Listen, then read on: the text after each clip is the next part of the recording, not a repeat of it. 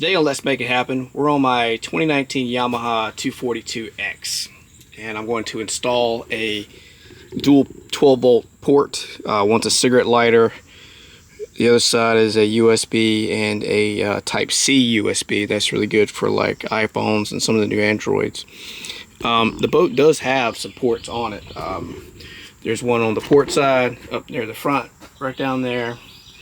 And then there's one on the helm. The helm has both USB and a kind of like cigarette lighter, but what we're running into is that when we're trying to fill things up on the back, like inflatables, or use our tsunami to fill in our fat sack, it's kind of hard to get into this compartment here because there's one there, but when you have a lot of stuff in these lockers back here, it's hard to get to. Also, when people are riding on the back, there's no port for them to plug their phone in. Sometimes we have a table that sits here, and it would be nice to be able to plug in a laptop or a TV or something like that. So let's get started. Let's look in here to see what we got. Here we go. So there's a fuse box back here, and it has an auxiliary port here. Just kind of look at that, and you can kind of see that right there, auxiliary power. And so we're going to tap into that, and there's a 20-watt fuse there. So let's go ahead and pull that out.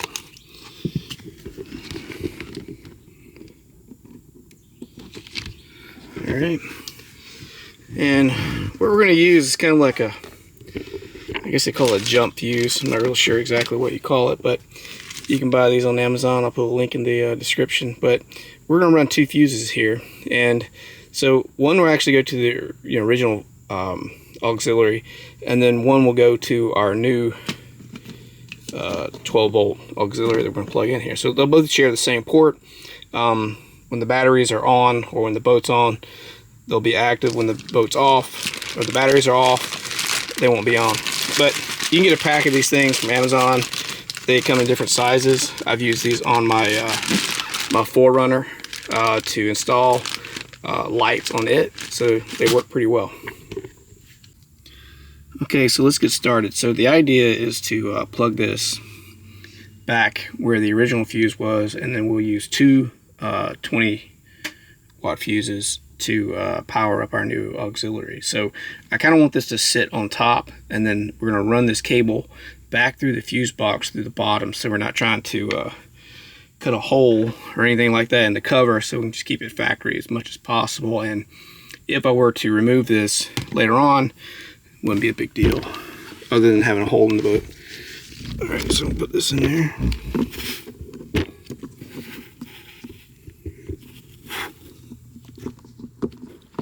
Alright, so we got that in. Can you see that?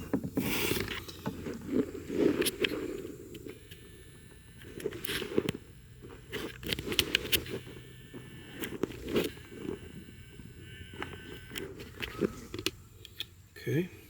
Now again, I want to run this through the fuse box. There's like actually holes that you can kind of see there. So I've got to clip that little piece off and run it through and then reattach another one. So let me go ahead and do that and come back. Now we got the wire running through the fuse box through an empty hole, and we've cut off the other original butt connector. We're going to add a new one.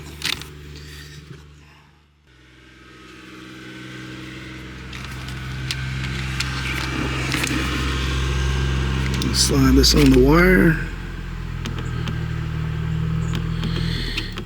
Get it good and snug. Crimp it down. There we go. I'll check it to make sure it's a good connection. Yep, it's on there pretty good. Awesome. Now, next, let's go to the front part of the boat where we need to drill some holes. And I think the seat came down. seat thing down. I think I'm going to put it right about here. That way it's below the seat. You can't really see it. It's out of the way, but no one's going to really kick it. Water really is not going to get to it. So it should be a good spot. So let me set up that real quick. So I'm going to use some tape to kind of mask off fiberglass. Where I'm going to put this.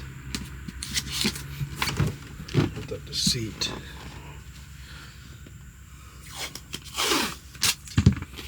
Right here and here.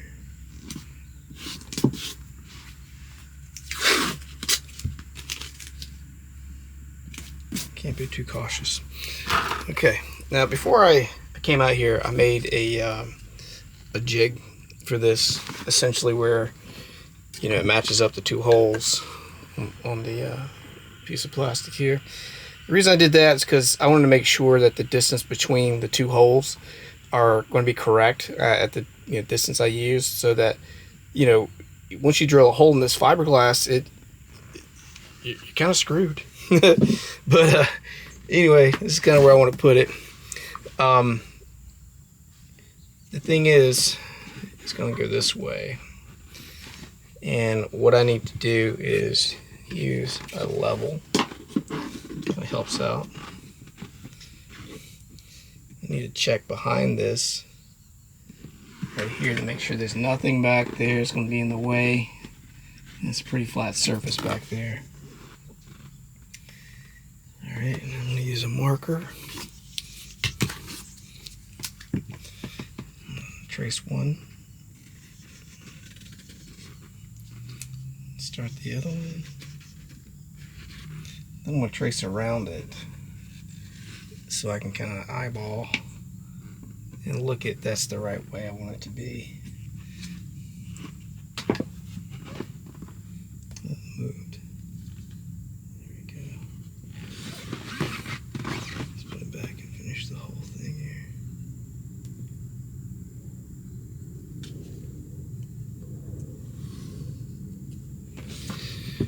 Okay, so let's just kind of look at that for a minute. Let's get out our tape measure. See if that's about right all the way across, about 1 inch. That's pretty good. I think that's going to work. Now, let's get a drill out. I have two things I can use to drill a hole with. We got this guy, which I use for sheet metal and stuff, and I think it would work in this case, but I'm kind of scared to use it because I think it's going to crack the fiberglass as I go through. So I want something that's going to just cut the hole and not go through the iterations of digging, you know, each way through.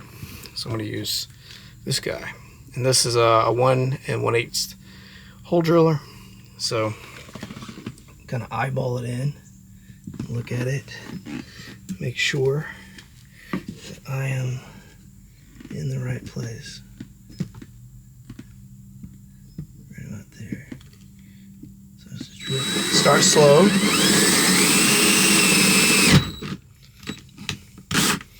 Back out.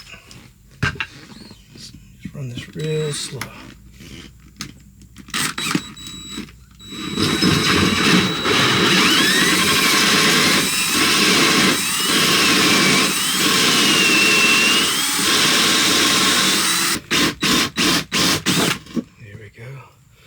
Carpet on the back side. We'll be cutting into later. I'm getting a little splintering there, the fiberglass.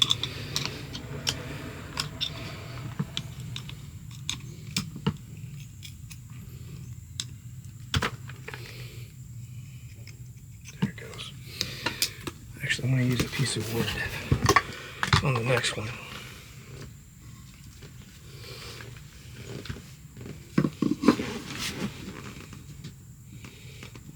Squared up here.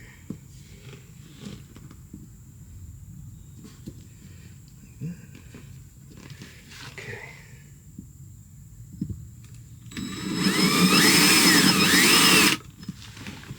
So I need to get started. This time I use a piece of wood. I'm backside, and be careful not to drill into your hand.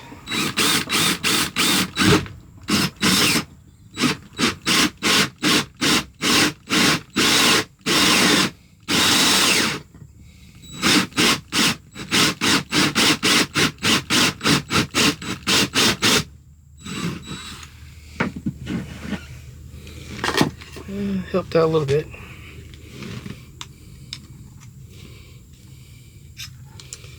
Let's get that out of here.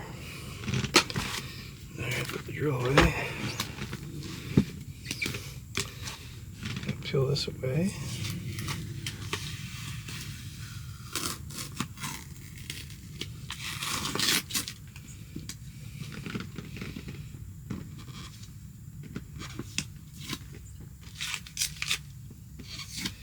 I'm just doing this to kind of dry fit because I'm going to cut out the back here a little bit. Get this one in, this one in. Look at that. There we go. Next, we need to drill the holes. And I'm probably going to put some tape there too, just to make sure I don't mess anything up. Fiberglass can be kind of tricky. If you're not careful with it, you can crack it. Always drill your holes for your screws in the fiberglass. If you're trying to drill or just run a, let's say like a wood screw into this stuff, it will crack it because it just doesn't flex really that much. So you gotta make sure you don't do that. I have these small, what do you call these things? 6/32 by 1/2, and I've got some other ones that are 3/4. So we're gonna see which one we'll go through, but I gotta drill a hole for this now. So let me get the drill bit out.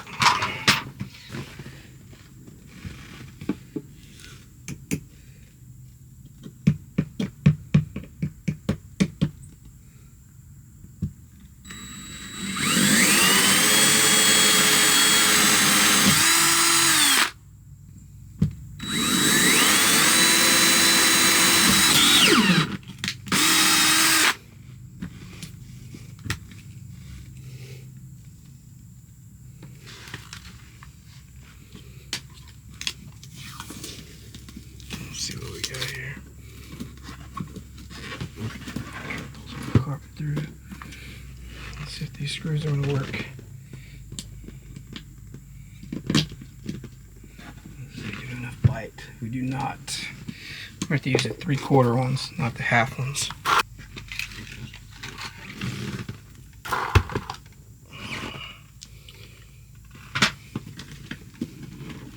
I'm just going to get one started on here to help me make sure this thing is straight or level.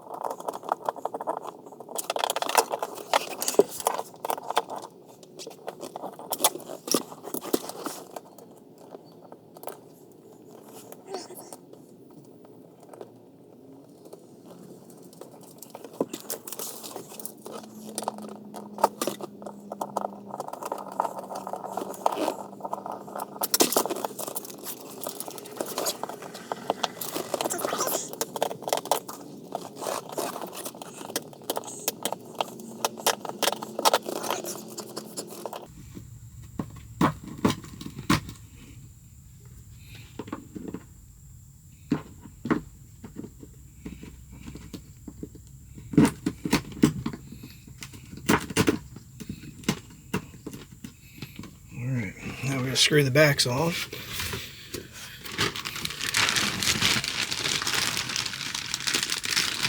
And finish wiring it up. So let's put this on. So now I've hooked up the leads from the accessories. And now I gotta hook up these two leads, one to the fuse box and one to the negative terminal of the battery. In this case, I'm gonna use the house battery, which is controlled by this one, the switch. So we have to follow its lead, and this is the house battery.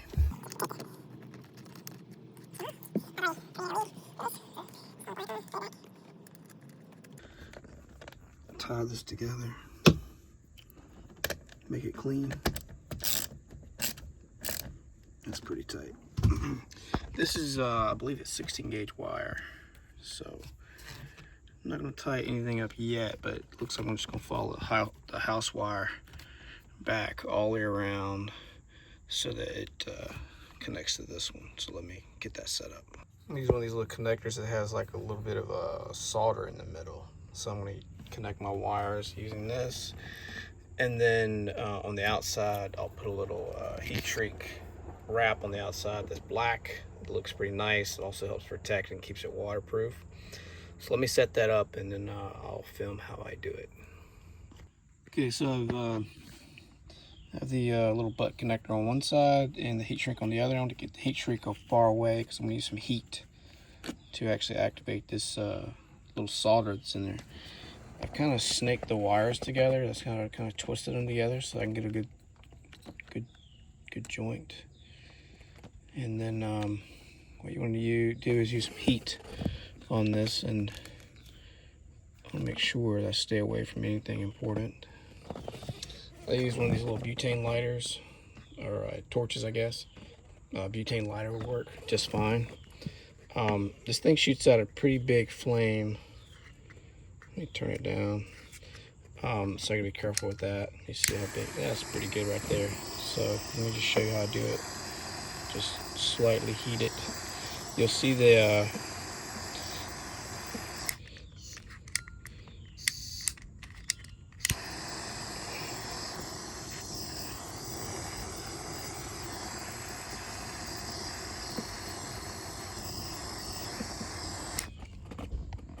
you guys can kind of see how that worked. So the solder kind of melted. I'm going to join the wire together. So I'm going to wait for that to cool a little bit, and then I'm going to pull the heat shrink over top and heat that. And this lead will be done, then I'll run the power. Now that it's cooled off, I'm going to pull the heat shrink over the wire, covering both ends. Tough to do this filming. Make sure both ends are connected or covered. Use the same torch, and just do hit it. You'll see it shrink. You have to be careful because you can burn it. That's it for that one. Next, I've got this other lead. I've already crimped the wire on the first part that we ran through the fuse box. I haven't installed any fuses yet, and also have the switches on the boat turned off just in case some power is coming through there.